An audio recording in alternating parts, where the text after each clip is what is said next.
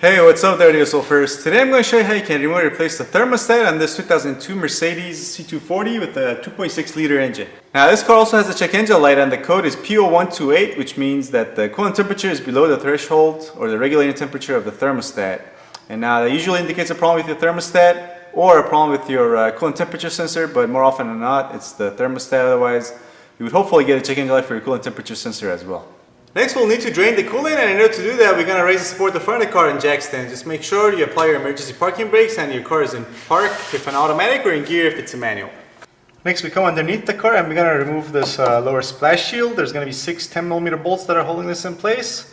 There's going to be 3 on each side. We got one here, and one further back, and same 3 on the other side. And correction, these are 8mm.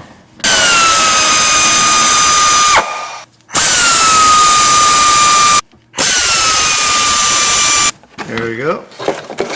And next we're going to drain our coolant by getting our catchment underneath here and then undoing this drain valve with our flathead screwdriver. There we go. Also, in order for our coolant to drain out faster, we're going to open our the cap to our coolant reservoir.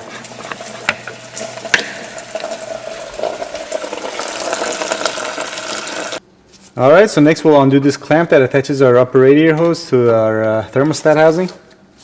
Alright, next we'll twist and pull on this and it should come loose. Next you're going to need an E10 inverse Torx socket. And you're going to remove 2 bolts. One on this side and another one on this side of the thermostat housing. Here's one. And here's the second one. Alright, now we'll just pull on this and wiggle and we should be able to get this loose. If not, you can just hit it with a rubber mallet or get your bottom of a pry bar or something and it'll knock loose. Make sure you still have a catchment underneath here because coolant might still leak out like it is in our case.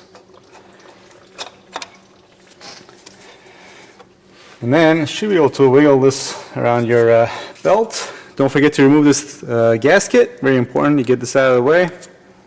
Alright, and here's a closer look at our thermostat and housing. It comes as one unit, both the thermostat and the housing. You're going to have to get a replacement that looks like this.